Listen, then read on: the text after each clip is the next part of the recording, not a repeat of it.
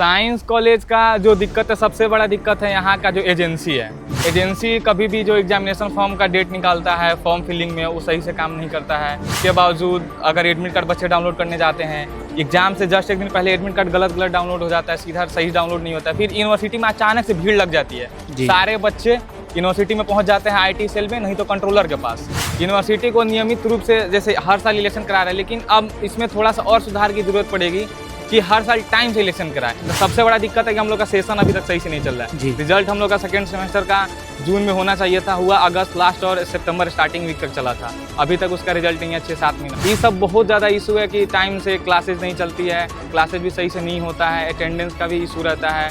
Attendance यहाँ है ना, अटेंडेंस के लिए आपको CIE में रोक दिया जाएगा, लेकिन क्लासेज नहीं किया जाएगा जब बच्चा जाता है। प्रॉपर लैब का इशू है, लाइब्रेरी का इशू है। पटना यूनिवर्सिटी स्टूडेंट यूनियन 2026 का चुनाव 2 साल लगातार होने के साथ उसकी डेट की अनाउंसमेंट हो गई है। हमारे साथ पटना साइंस कॉलेज से जुड़े छात्र हैं। इस विषय में हम उनसे बात करेंगे और एक छात्र हैं जो कैंडिडेट भी हैं, तो उनके विजन को जानेंगे कि वो किस तरीके से इस इलेक्शन में बच्चों को हेल्प करने वाले हैं। क्या नाम हुआ आपका? मेरा नाम DK प्रताप है। DK प्रताप जी, आप किस डिपार्टमेंट के हैं? हम पटना साइंस कॉलेज के सांख्यिकी विभाग से हैं। सांख्यिकी विभाग से हैं। तो मेरा सवाल ये रहेगा कि आप इस बार इलेक्शन कैंडिडेट में खड़े होने वाले हैं? हाँ, इस बार हम साइंस कॉलेज के अध्यक्ष पद के उम्मीदवार हैं। साइंस कॉलेज के अध्यक्ष पद के उम्मीदवार हैं। और आप इस बार देख रहे होंगे कि पिछले साल भी इलेक्शन हुआ था, इस साल भी इलेक्शन हुआ।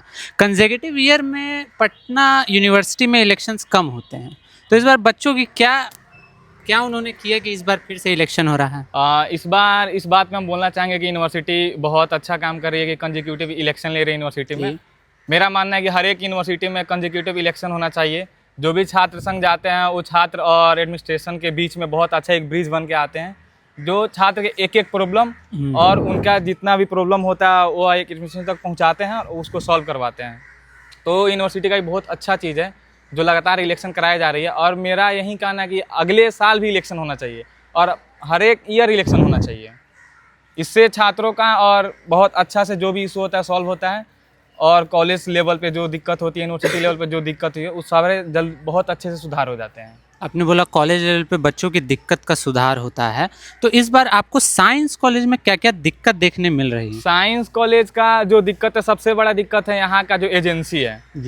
एजेंसी कभी भी जो एग्जामिनेशन फॉर्म का डेट निकालता है, फॉर्म फिलिंग में वो सही से काम नहीं करता है।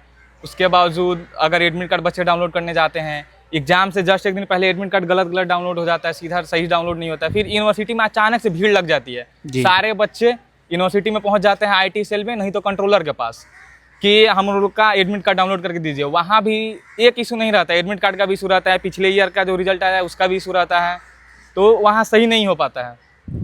तो मेरा यही कहना है कि अगर ऐसा हो हर एक कॉलेज में, आईटी सेल वाले जो एजेंसी के हैं दो अगर बैठ जाए तो कॉलेज का इशू कॉलेज में ही सही हो जाएगा, यूनिवर्सिटी नहीं जाना पड़ेगा। क्योंकि वहाँ सारे कॉलेज से आते हो तो भीड़ हो जाता है और बहुत सारा इशू लेके आते हैं।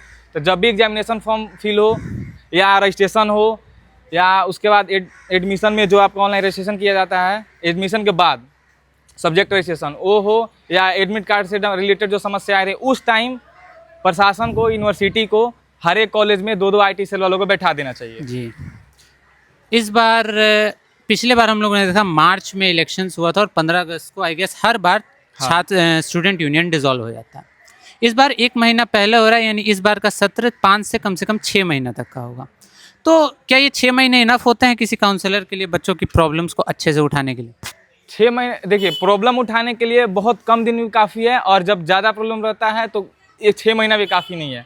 यूनिवर्सिटी को नियमित रूप से जैसे हर साल इलेक्शन करा रहा है, लेकिन अब इसमें थोड़ा सा और सुधार की जरूरत पड़ेगी कि हर साल टाइम से इलेक्शन कराए। अगस्त में आपका छात्र संघ भंग हो रहा है, सितंबर अक्टूबर मिड तक इलेक्शन करा लेनी चाहिए कि बच्चों को अपना, और उस टाइम ना हॉस्टल अलॉटमेंट होता है, बच्चों नए आए रहते हैं एडमिशन में, उस टाइम उन लोग को और ज़्यादा कुछ सीखने को मिलेगा और उनका प्रॉब्लम को जोर शोर से सही किया जाएगा और सॉल्व होगा। क्योंकि उस टाइम जब इलेक्शन होंगे तो नए छात्र नेता, नए मतलब जो आएंगे छात्र प्रतिनिधि चुन के आएंगे, वो लोग सही से काम करेंगे और बच्चे को सही दिशा में लेके जाएंगे जब टाइम से इलेक्शन होगा।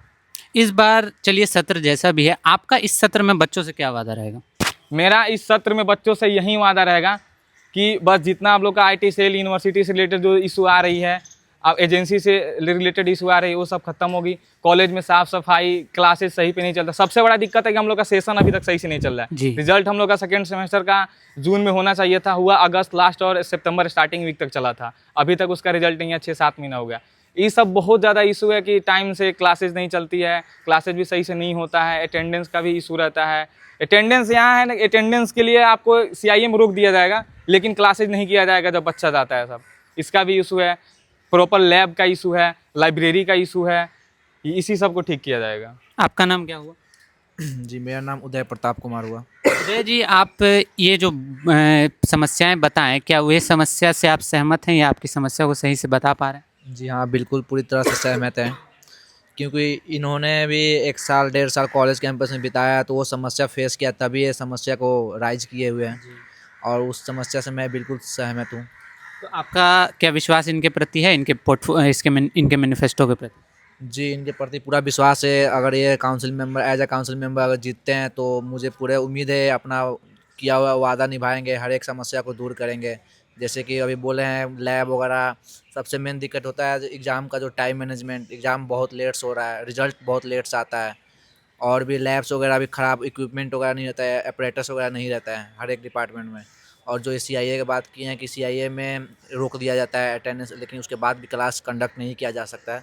वो सब समस्या उम्मीद है कि ये सब पूरा ख़त्म करेंगे, और जो आने वाले न्यू स्टूडेंट हैं उनको कोई दिक्कत ना होने। हम लोग तो परेशानियाँ झेल चुके हैं, लेकिन आने वाले जो भी स्टूडेंट्स हैं, न्यू स्टूडेंट्स हैं, उनको कोई दिक्कत ना होगा कॉलेज कैंपस में। आपका क्या नाम हुआ था?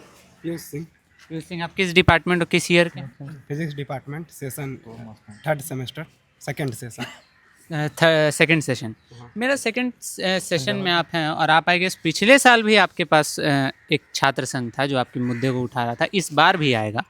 तो आप क्या अपनी मांग रखते हैं कि आपके मांगों को इस बार पूरा छात्र संघ? मांग तो बहुत है, लेकिन कुछ जो डेली रूटीन में नेसेसरी है, जैसे वाटर कूलर वगैरह सब, वो लगता है ठीक, कुछ समय के लिए लगता है, फिर वो डिपार्टमेंट के थ्रू या किसी के थ्रू हटा दिया जाता है। तो इसमें जो है, इस पे ध्यान रखना चाहिए और ध्यान रखा जाएगा। और मेन है क्या, बाथरूम वगैरह सब सही नहीं है, तो उस पर भी ध्यान, मतलब उस पर भी ध्यान दिया जाएगा क्या, मतलब सही रहे, ताकि बच्चा को उतना डिस्टर्बेंस वगैरह सब नहीं हो। आपने पहले सत्र में भी आप थे, अभी भी हैं, क्या पिछला छात्र संघ आपके जो आपकी एक्सपेक्टेशन था उतना काम किया था आपका काउंसलर? हाँ, उतना तो हो गया था, लेकिन होता है ना क्या, मतलब कुछ टाइम हो, अधिक टाइम रहता है तो हो जाता है।